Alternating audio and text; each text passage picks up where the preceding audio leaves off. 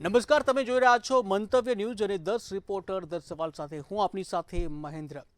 ફરી એકવાર મંતવ્ય ન્યૂઝના 10 રિપોર્ટરે વિવિધ વર્ગો છે, વિવિધ વર્ગોના લોકો વચ્ચે જઈ છોકરીઓની સ્થિતિ સાથે જોડાયેલા 10 મહત્વપૂર્ણ સવાલો પૂછ્યા હતા કે શું દીકરી અને દીકરાના શિક્ષણ પર સમાન ખર્ચ કરાય છે? શું દહેજ આપવું કે લેવું સામાજિક ગુનો છે? શું હજુ પણ સમુદાયોમાં બાળ લગ્નના કિસ્સાઓ યથાવત છે?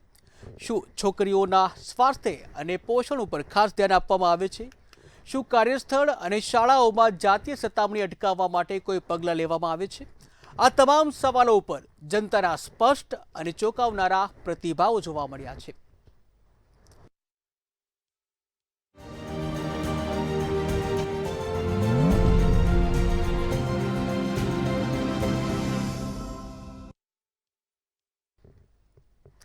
સમાજમાં લિંગ સમાનતાની ચર્ચાઓ વચ્ચે સૌથી મોટો સવાલ છે કે શું માતા પિતા દીકરી અને દીકરાના શિક્ષણ ઉપર સમાન ખર્ચ કરે છે? શિક્ષણ જ ભવિષ્ય કરે છે। જો અહીં ભેદભાવ રહેશે તો સમાનતાની વાતો ખાલી સૂત્ર બની અને રહી જશે। શું પરિવારો વાસ્તવમાં બદલાયા છે? દીકરા દીકરીઓના અભ્યાસ બાબતે અમુક ઘરોમાં, અમુક કુટુંબોમાં, અમુક ગામોમાં દીકરા દીકરીઓ પાછળ સમાન ખર્ચો કરવામાં આવતો નથી। તે બાબતે આપણે આજે સાણંદમાં નાગરિકોના મંતવ્ય જાણીશું। દીકરા દીકરીને બંનેને સમાન ખર્ચાથી ભણાવવાના હોય એ લોકોને બંનેને હિંમત આપીને છોકરીને ખૂબ જ સારી રીતે ભણાવવાની છે। દીકરા દીકરીને એક સમાન રાખવા જોઈએ। મારી દીકરીને તો મેં અત્યારે અમારા ભરવાડ રબારી સમાજમાં ભણાવતા નથી, પણ મેં તો મારી દીકરી ડૉક્ટર બનાવી છે અત્યારે, અને ખૂબ આગળ છે અત્યારે દીકરીઓ ભણી ગણીને ચાંદ ઉપર પહોંચી છે। આપણે બંનેમાં ભેદભાવ રાખવા ના જોઈએ અને સમાજમાં એવી રચના કરવી જોઈએ કે આગળ જતાં બીજાને પ્રેરણા મળે। એટલે કોઈ ભેદભાવ મારા ઘરમાં તો નથી થયો, ઉલટાનું એમ કહી શકાય કે મારા ઘરમાં મારા ભાઈ કરતાં પણ મારા પર વધારે ખર્ચો લાગણીઓથી પણ વધારે છે અને પૈસાથી પણ વધારે જ ખર્ચો થયો છે। આજના જમાનામાં દીકરીઓને સમાન રાખવી જોઈએ। એના પાછળ ભણવામાં જે ખર્ચો થાય છે એ પણ સમાન કરવો જોઈએ। મારે દીકરો નથી પણ મારી વહુ છે, એને હું દીકરા સમાન રાખું છું અને એ પણ અત્યારે ગવર્મેન્ટ જોબ કરે છે, એની દીકરીઓ પણ ભણે છે સારું। છોકરાઓની જેટલી ભણતરની જરૂર છે એટલી છોકરીઓને પણ છે, અને છોકરીઓ ભણશે ગણશે તો સમાજમાં આગળ આવશે, સમાજમાં એમને ક્યાંક હોદ્દો મળશે, ન્યાય મળશે। એટલે અમારા ઘરની અંદર દીકરો કે દીકરી બંને સમાન છે। એવું નથી કે દીકરીને ઓછું ભણાવીએ અને દીકરાને વધારે ભણાવીએ। દીકરી જો વધારે ભણશે તો બે કૂદ તાળવાની છે। અમારા ઘરમાં પણ એવું બધું નથી, સપોર્ટ કરે છે, ભણાવે છે અને નોકરી સરકારી કે બીજું કોઈ। મારી દીકરી અત્યારે 12મામાં છે તો એને બી એટલું જ ધ્યાન આપું છું જેટલું દીકરા ઉપર ધ્યાન આપું છું એટલું જ મારી દીકરી ઉપર પણ ધ્યાન આપું છું। દીકરા દીકરીઓ પાછળ અમુક જગ્યાએ સમાન ખર્ચો કરવામાં આવે છે, અમુક જગ્યાએ વધારે ઓછો ખર્ચો કરવામાં આવતો છે, પણ આ ખરેખર સમાન હોવું જોઈએ અને જોવા જઈએ તો આ સમાજને એક સમાન ગણવા જોઈએ। રિપોર્ટર ચિરાગ પટેલ, મંતવ્ય ન્યૂઝ, સાણંદ। શું તમામ સમુદાય દહેજ પ્રથા સામે જાગૃત છે? દહેજ પ્રથા કાયદેસર ગુનો હોવા છતાં સમાજમાં હજુ પણ જીવંત છે। અનેક ઘરોમાં દીકરીના લગ્ન એટલે કે આર્થિક બોજ માનવામાં આવે છે। પ્રશ્ન એ છે કે શું આપણે દહેજ લેવું આપવું ખરેખર ગુનો માનીએ છીએ કે માત્ર પરંપરા તરીકે સ્વીકારી લીધું છે? તો કે દીકરીને દહેજ દેવું અથવા લેવું આ ગુનો છે કે નહીં, આ બાબતમાં જામનગર વાસીઓ પાસેથી જ આપણે જાણશું કે આ દહેજ લેવું અને દેવું કઈ પ્રકારનો ગુનો છે। દહેજ લેખે કોઈ પાસેથી દહેજ માંગવું કે દહેજ લેવું એ બંને ગુનો છે, પરંતુ હજી સુધી સમાજના ધ્યાનમાં નથી આવ્યું કે લોકોના ધ્યાનમાં નથી આવ્યું કે હજી સમાજમાંથી આપણે લોકોએ જ સુધરવું પડશે અને આ દહેજ પ્રથાને દૂર કરવી પડશે। ભેટ સોગાતો આપવામાં આવે છે વર પક્ષને, સારા સારા આભૂષણો, ઘરેણાઓ, મકાનો, જમીનો, ઘણું બધું દેવામાં આવે છે, જેનો અર્થ એ છે કે હજી પણ એ સિસ્ટમ ચાલુ તો છે જ ક્યાંક ને ક્યાંક। તો આ પ્રથા એટલી બધી વિકરાળ છે કે આજે મારે રાજસ્થાનમાં મારી દીકરી દેવી હોય અથવા કોઈ સગાવાલાએ દેવી હોય તો એ ન દઈ શકે, કારણ કે ત્યાં દહેજમાં રોકડ રકમની પણ ડિમાન્ડ થાય છે। જેમ મેં કહ્યું તેમ દહેજ પ્રથા છે એ સમાજમાં એક બહુ મોટો કલંક છે। એ લગ્ન જેવા પવિત્ર સંબંધ છે તેને એક વેપાર બનાવી દે છે। કેવું છે કે ભાઈ દહેજ કદાચ સામાજિક રીતે સ્વીકાર્ય હશે સાસરાઓના ઘરમાં, પણ કાયદાકીય રીતે કે માનવીય રીતે તો એના ઉપર એ એક ગુનો જ છે। મતલબ શું? છોકરો સક્ષમ હોય એવી જગ્યાએ દીકરી આપો, દહેજ પ્રથાને સદંતર ના કરો અને કોઈ દહેજ માગે તો હા પાડી અને સમાજ સુરક્ષા ખાતા અથવા તો સરકારી ખાતાનો સંપર્ક કરીને પકડાવો. કેમ કે ગુનામાં ગણાઈ ગયો છે એટલે રોકડ રકમ કે દાગીનાની માંગણી નથી કરતા, એટલે એ દીકરીને હેરાન કરતા હોય છે, યા તો દીકરી પાસે આ બધી વસ્તુની માંગ કરતા હોય છે. તો દહેજ પ્રથા ખરેખર દેશ માટે આ નિંદનીય વાત છે. જે દહેજ પ્રથા ચાલુ થઈ છે એ અત્યારે ભેટ સ્વરૂપે કરી નાખવામાં આવી છે, પણ શરૂ તો છે જ. જો એ સ્ત્રીઓએ શિક્ષણ મેળવેલું હશે તો તેના તરફથી એ સ્ત્રીઓની સ્થિતિ સુધરશે, અને સ્ત્રીઓની સ્થિતિ સુધરશે તો તે આ દૂષણથી દૂર રહી શકશે. દહેજને ઘણા સમાજમાં એક રિવાજ તરીકે માનવામાં આવે છે, અને આ રિવાજના બહાને દીકરીઓનું શોષણ કરવામાં આવે છે, જે આપણા બંધારણની વિરુદ્ધમાં છે. અને ખાસ કરીને દહેજ લેવું અને દેવું અને બંને પ્રકારે આ ગુનો થાય છે, અને લેવું પણ ન જોઈએ અને દેવું પણ ન જોઈએ એવું જામનગર વાસીઓનું મંતવ્ય છે. કેમેરામેન રોહિત નારવાણીની સાથે હિરેન ગાંધી, મંતવ્ય ન્યૂઝ, જામનગર. શું બાળ લગ્નને કાનૂની રીતે બંધ કરવું જોઈએ? કાયદાકીય પ્રતિબંધ હોવા છતાં કેટલાક વિસ્તારોમાં બાળ લગ્નના બનાવો સામે આવી રહ્યા છે. નાબાલિગ દીકરીઓનું બાળપણ છીનવાઈ રહ્યું છે. શું આપણા સમાજે સાચે જ આ કુરિવાજો છોડ્યા છે કે હજુ ગુપ્ત રીતે ચાલુ છે? જાગૃતિ અને કડક અમલ કેટલી અસરકારક છે? લીંબડી તેમજ ચુડા તાલુકાના લોકો પાસે આપણે જાણીએ કે બાળ લગ્ન લઈને લોકો શું કહી રહ્યા છે, પોતાની રાય શું કહી રહ્યા છે, બાળ લગ્ન લઈને શું અભિપ્રાય છે, તે આપણે જાણી લીંબડી અને ચુડાના આગેવાનો તેમજ લોકો પાસેથી. બાળ લગ્ન થવાનો જોઈએ, શિક્ષણ માટે અને આરોગ્ય માટે ખતરારૂપ છે, અને સરકારશ્રીને એનો ખ્યાલ રાખવો જોઈએ. તો જે વાલીઓ છે, માતા પિતા છે, એમને ખાસ નિવેદન છે કે જે સરકારે નિયમ નક્કી કરેલા છે બંધારણમાં કે દીકરાઓની ઉંમર 21 વર્ષ અને દીકરીઓની ઉંમર 18 વર્ષ, આ ઉંમરે જ લગ્ન કરે.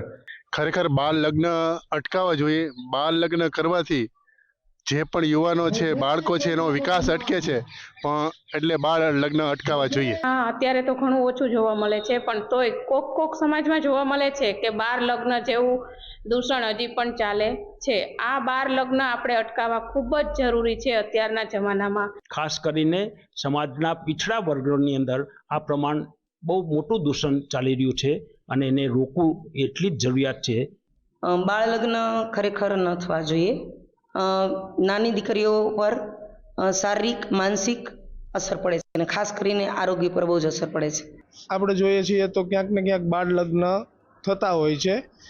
તો અત્યારે જે સરકારનો નિયમ છે એ મુજબ 18, 21 અને 18 વર્ષ જોઈએ. ત્યારે સમાજમાં એક મોટું દૂષણ ઊભું થતું હોય છે, અથવા તો પોતે પ્રેક્ટિકલ નથી બની હોતા અને એ લગ્ન જીવનમાં જતા હોય છે, ત્યારે એ દેશને, સમાજને પણ એનું ભારે નુકસાન એ ભોગવવું પડતું હોય છે. હજી પણ અમુક સમાજની અંદર બાળ લગ્ન થતા હોય છે, જે બંધ થવા જોઈએ. સરકારશ્રીના નિયમ મુજબ દીકરાની 21 વર્ષ, દીકરીની ઉંમર 18 વર્ષ થાય પછી જ લગ્ન કરવા જોઈએ. ગ્રામ પંચાયતોમાં, ગામડાઓમાં આની શિબિરો કરી વાલીઓને જાગૃતતા અભિયાન આપણે કરવા જોઈએ. મંતવ્ય ન્યૂઝ, સચિન પીઠવા. શું છોકરીઓ માટે શાળામાં સુરક્ષિત પ્રવેશ છે? શિક્ષણનો અધિકાર ત્યારે જ પૂરો થાય જ્યારે શાળાઓ અને કોલેજો સુધી છોકરીઓ સુરક્ષિત રીતે પહોંચી શકે. રસ્તાની અસુરક્ષા, હેરાનગતિ અને સુવિધાઓની અછત તેમજ ભવિષ્યમાં અવરોધ બને છે. શું શૈક્ષણિક સંસ્થાઓમાં સુરક્ષિત વાતાવરણ ખરેખર સુનિશ્ચિત છે? શું ગુજરાતમાં શાળા અને કોલેજ જતી છોકરીઓ સાથે જ સુરક્ષિત છે? દરરોજ હજારો દીકરીઓ સપનાઓ સાથે ઘરની બહાર નીકળે છે. બસ સ્ટોપથી લઈને કોલેજ કેમ્પસ સુધી, રસ્તાઓથી લઈને ઓનલાઈન દુનિયા સુધી તેમની સુરક્ષા માત્ર કાયદાની જ નહીં પણ સમાજની પણ જવાબદારી છે. સમાજના આગેવાનો સાથે વાત કરી હકીકત જાણવાનો પ્રયાસ કર્યો હતો, ત્યારે આજે દીકરીઓની સુરક્ષા મામલે આવો જાણીએ શું કહી રહ્યા છે બનાસકાંઠાના લોકો. અને એક નોડલ શિક્ષકની પણ નિમણૂક કરી છે કે જે શિક્ષિકા હોય છે અને એને જઈ અને એને કોઈ પણ પ્રશ્ન હોય તો એ શિક્ષિકાને તુરંત જણાવી શકે. એટલે તમામ શાળાઓની અંદર આ પ્રકારની વ્યવસ્થા કરવામાં આવેલી છે. દીકરીઓ માટે બહુ જ ધ્યાન રાખવામાં આવે છે. તેના માટે એક અધ્યાપિકા મેડમ હોય છે જે અમારી આવા જવાનથી લઈને જ્યાં સુધી અમે કોલેજમાં રોકાય ત્યાંથી ઘરે પહોંચે ત્યાં સુધી બધું જ ધ્યાન રાખે છે. ઘણી વાર એમના જોડે છેડતીના એવા પ્રશ્નો બને છે, તો આવા પ્રશ્નોના નિવારણ માટે આવા ગામડામાં સેમિનાર કરવા જોઈએ. કે કોઈ પણ દીકરીની કોઈ પણ સમસ્યા હોય ને તો એ મહિલા નોડલ અધિકારી અધ્યાપિકાને પોતાની સમસ્યા રજૂ કરી શકે અને પોતાની સમસ્યાનું નિવારણ કરી શકે. સ્કૂલ ને કોલેજમાં તો સેફટી અનુભવે છે, પણ જે રસ્તામાં અવારનવાર જતા જે અમુક એરિયાઓ છે આંતરિયા જેમાં અમુક ટપુરીઓ હોય છે જે એમને હેરાનગતિ કરતા હોય છે. જે દીકરીઓ કોલેજ આવે છે, સ્કૂલમાં જાય છે, તેઓ સુરક્ષિત પર રસ્તામાં આવતા આવા ઘણા બધા કેસો બનતા હોય છે. તેઓ તો સરકારે જાગૃતિ લાવવી જોઈએ અને કચેરી તરફથી પૂરતા પ્રમાણમાં વિદ્યાર્થીનીઓ શાળામાં સારું શિક્ષણ મેળવી શકે તે માટે સઘન પ્રયાસો કરવામાં આવે છે. અભ્યાસાર્થી આવે છે તો શાળાની અંદર તો દીકરીઓ સુરક્ષિત છે, પરંતુ એમના ગામડાના સ્તરથી લઈ અને શાળા સુધી પહોંચવામાં વચ્ચે એમને અનેક લોકોનો સામનો કરવો પડે છે. જે દીકરીઓ સ્કૂલ કોલેજમાં ભણતી હોય છે અને એમની સાથે ત્યાં જે બનાવો છે, મારું એવું માનવું છે કે એ બાબતે જાગૃતિ લાવવી ખૂબ જરૂરી છે. સાથે એની નાની કોઈ પણ સમસ્યા હોય તો એ સમસ્યાની અમે સતત કાળજી લઈ રહ્યા છીએ. કડક કાયદા, સજાગ અમલ અને સંવેદનશીલ સમાજ આ ત્રણેય મળી જ સાચી સુરક્ષા આપી શકે છે. કેમ કે દીકરી સુરક્ષિત તો સમાજ સુરક્ષિત રહેશે. રમેશ પટેલ, મંતવ્ય ન્યૂઝ, બનાસકાંઠા. શું ઘરેલું હિંસા સામે લોકો જાગૃત છે? ઘરેલું હિંસા ઘણીવાર 4 દિવાલોમાં જ સીમિત રહી જાય છે. પડોશી અને સગાઓ જાણતા હોવા છતાં પણ મૌન ધારણ કરે છે. શું આપણે ક્યારેય આવી ઘટનાઓ સામે અવાજ ઉઠાવ્યો છે કે પછી ઘરનો મામલો કહીને અવગણ્યો છે? ઘરેલું હિંસા એક ગંભીર સામાજિક સમસ્યા છે. જો કોઈ વ્યક્તિ આ બનાવને સાક્ષી બને છે અથવા પીડિત હોય છે તો કાયદેસર મદદ લેવી જરૂરી છે. સમયસર જાણ કરવાથી પીડિતને સુરક્ષા અને ન્યાય મળી શકે છે. આ જ મંતવ્ય લેવા માટે અમે પ્રજા પાસે જવાના છીએ. એ ઝઘડા હોય એમાં અમે હસ્તક્ષેપ આજ સુધી કર્યો નથી, પણ અત્યારનું જે કલ્ચર આપણા ઇન્ડિયામાં ચાલી રહ્યું છે, આપણી ભારતની એક સંસ્કૃતિ હતી પણ હવે વેસ્ટર્ન કલ્ચર તરફ વધી રહી છે. પહેલાના જમાનામાં એવું હતું કે પરિવાર પૂરતો સમય એકબીજાને આપતા હતા, અને આજના જમાનામાં સોશિયલ મીડિયાના લીધે એકબીજાને વિચાર મળતા નથી. એના કારણે નાના મોટા વાયલન્સ ઘરમાં થતા રહે છે. જેના માટે આપણા સમાજની અંદર શિક્ષણનો અભાવ પણ જોવા મળે છે. શિક્ષણના અભાવને કારણે પણ ઘરેલું હિંસા જોવા મળે છે. લોકોમાં શિક્ષણનું પ્રમાણ વધવું જોઈએ અને દહેજ પ્રથા બંધ થવી જોઈએ, જેનાથી કંઈક ને કંઈક ઘરેલું હિંસા બંધ થશે તેવું લાગે છે. અન્ડરસ્ટેન્ડિંગ, જે સમજની શક્તિ છે બંને વચ્ચે હોવી જરૂરી છે. અને જે પણ કાર્ય એ લોકો કરે એનાથી નુકસાન એ બેને કેટલું છે, તેમના પરિવારને કેટલું છે, તેમના સંતાનને કેટલું છે, એ લોકો એ જાણી લે અને ભવિષ્યમાં પ્રગતિના પંથે કઈ રીતે જઈ શકીએ એ સમજી લે તો આ ઘરેલું હિંસા નહીં થાય.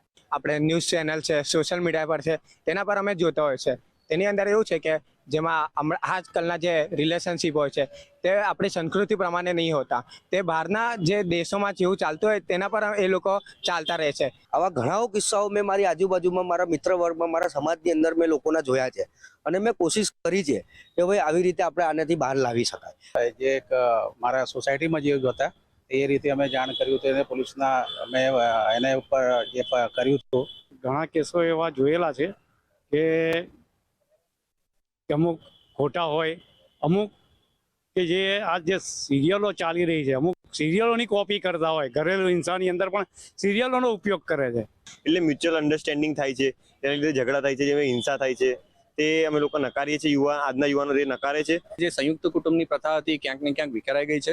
પહેલાના જમાનામાં પરિવાર બધા સાથે રહેતા હતા ત્યારે એકબીજાની લાગણી સચવાતી હતી, મર્યાદા સચવાતી હતી.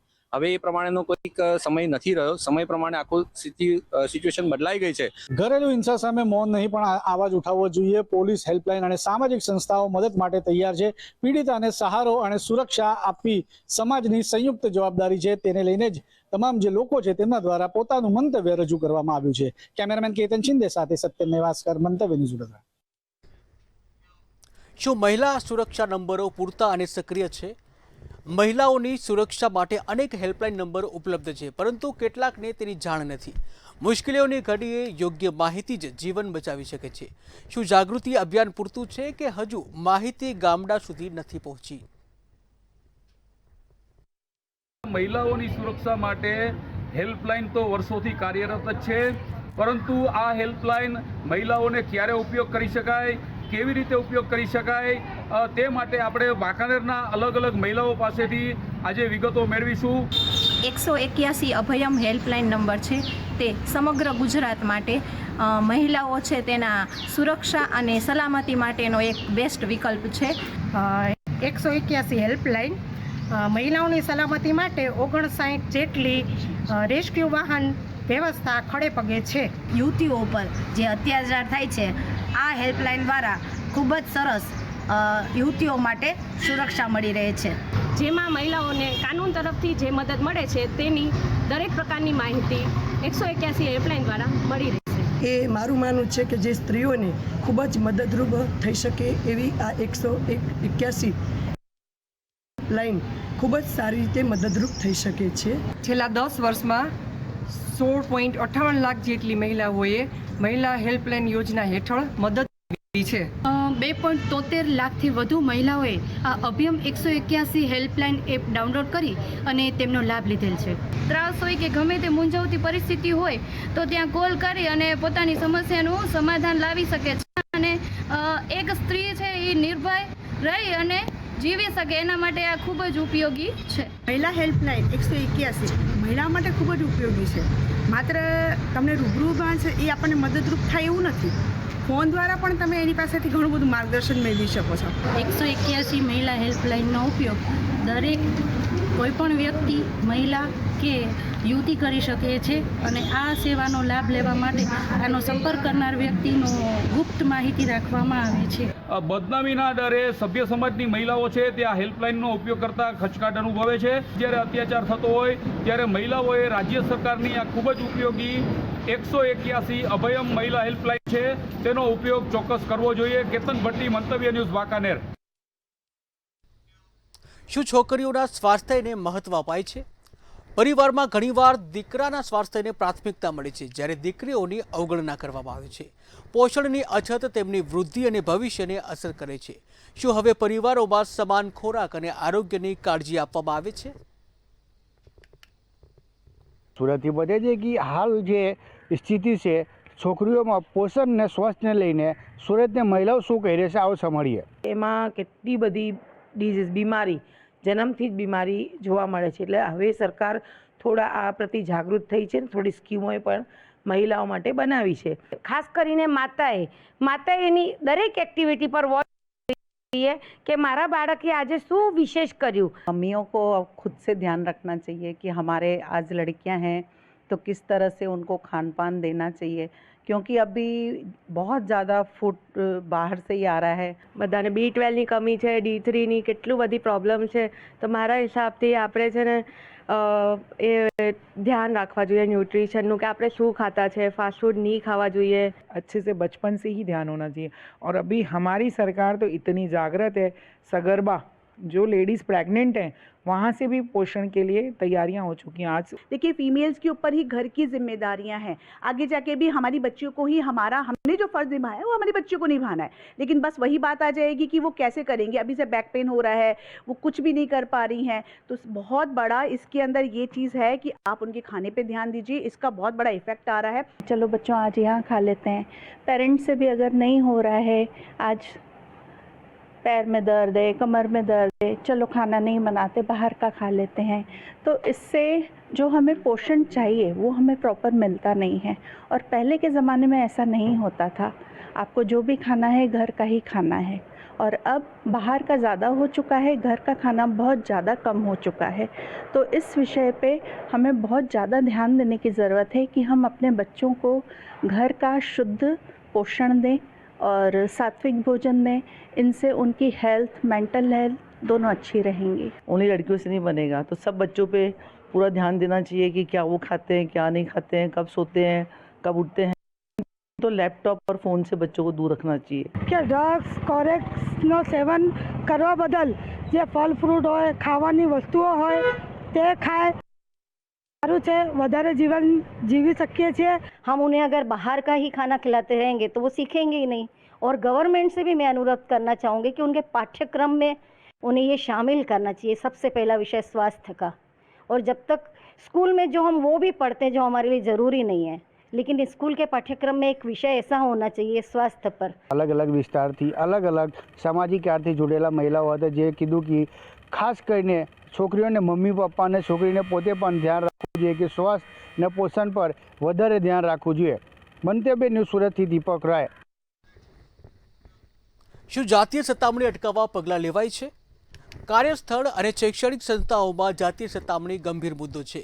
નિયમો અને સમિતિઓ હોવા છતાં અનેક કેસો દબાઈ જાય છે. શું સુરક્ષા વ્યવસ્થા ખરેખર અસરકારક છે કે માત્ર કાગળ ઉપર જ સીમિત છે?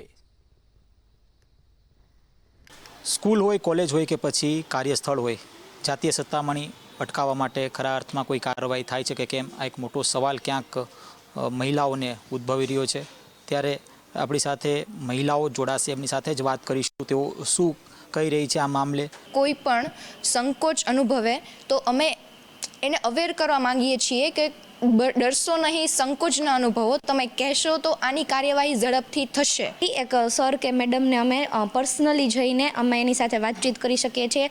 એવો પણ આખો અમને એક ક્લાસ આપવામાં આવે છે, એવું પ્લેટફોર્મ આપવામાં આવે છે કે જ્યાં તમે કાંઈ થયું હોય તો જણાવી શકીએ. કાર્યવાહી થાય છે પણ કાર્યવાહી બહુ મોડી થાય છે. જે સ્પીડમાં થવી જોઈએ એ સ્પીડમાં નથી થતી. પણ જાણ થવી એ અતિ અગત્યની બાબત બની જાય છે. આ બાબતમાં જાણ કરવામાં જ માણસ સંકોચ અનુભવતો હોય છે, માનસિક હોય કે શારીરિક. તો આ બાબતે સત્વરે જાણ થાય તો કાર્યવાહી ઝડપથી થાય. દરજ્જાયુક્ત જીવન જીવવાનો જે બંધારણે અધિકાર આપ્યો છે એ સાર્થક કરવા માટે આ કાયદાની જાણકારી પણ જરૂરી છે.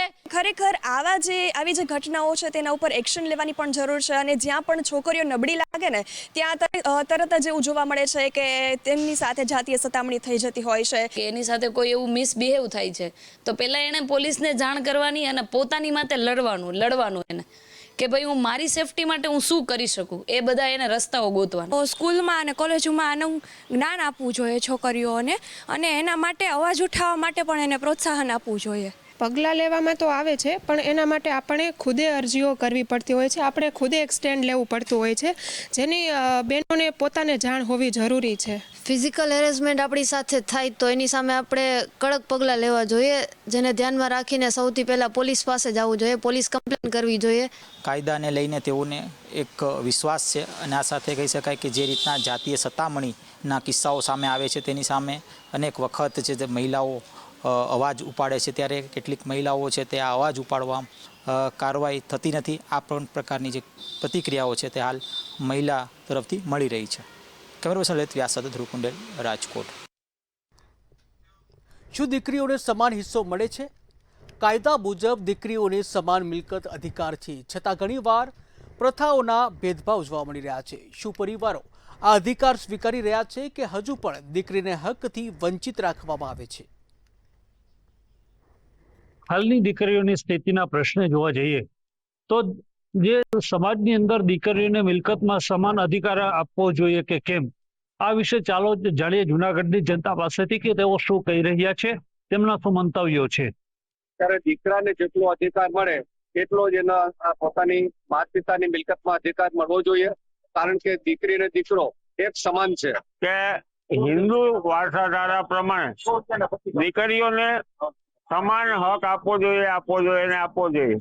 કારણ કે સાસરે શું હોય પરિસ્થિતિ પણ એનું ધ્યાનમાં એના ભાઈઓ રાખતા જ નથી, એના ભાભીઓ નથી રાખતા, તો એના કારણે એની હક બનવો જોઈએ. એની પાસે રહેવો જોઈએ. દીકરીઓ તો ઓલરેડી જે સાસરે જાય છે તો એને એની જે પ્રોપર્ટીમાં છે એને એની આ ભાગ તો મળવાનો જ છે, ડબલ ભાગ થઈ જાય એવું થાય. કલમ હેઠળ આજે દીકરીઓ છે તો દીકરી પણ લડવૈયા જ હોય છે, દીકરો પણ લડવૈયા જ હોય છે, અને સમાન અધિકાર આવેલો જ છે. કારણ કે દીકરી સાસરે જાય ને ત્યાં પણ એને તકલીફ પડે તો તમામ લોકો બાપ તરીકેનો બાપની મિલકતમાં એનો ભાગ હોય તો દરેક ભાઈઓને ભાગ આપવો જોઈએ. પુરુષને મિલકતમાં સ્થાન મળે છે એવી રીતના એક સ્ત્રીને પણ દરેક બાબતે સમાન સ્થાન મળવું જોઈએ. દીકરો એક સમાન છે, જે એક સૂત્ર જ છે સરકારશ્રીનું, તો ખરેખર એની અમલવારી થવી જ જોઈએ અને જરૂરી છે. જે કુટુંબમાં દીકરાએ જન્મ લીધો એ કુટુંબમાં દીકરીએ જન્મ લીધો છે તો એનો પણ પૂરો મિલકત અથવા તો જે કઈ હોય એમાં દીકરીનો પૂરેપૂરો હક આપવો જ જોઈએ. તમે એમ કહો છો કે ભાઈ લેડીઝની અનામત આપો, સ્ત્રી સમોવડી બનાવવાની વાત કરો, તો પછી બાપના મિલકતમાંથી હક કાઢી નાખવાનો વિચાર જ શા માટે આવે કે દીકરીઓને મિલકતમાં સમાન અધિકાર આપવો જોઈએ, કારણ કે દીકરો દીકરી એ એક સમાન છે. તો એટલા માટે જોઈએ કે દીકરી જો સાસરે સુખી હોય તો એમણે મિલકતનો હક છે તે જતો પણ કરવો જોઈએ. આવા મિશ્ર પ્રતિસાદ છે તે જૂનાગઢની જનતા આપી રહી છે. ભાવિક જોશી, મંતવ્ય ન્યૂઝ, જૂનાગઢ. શું છોકરીઓને હજુ પણ બોજ બનાય છે?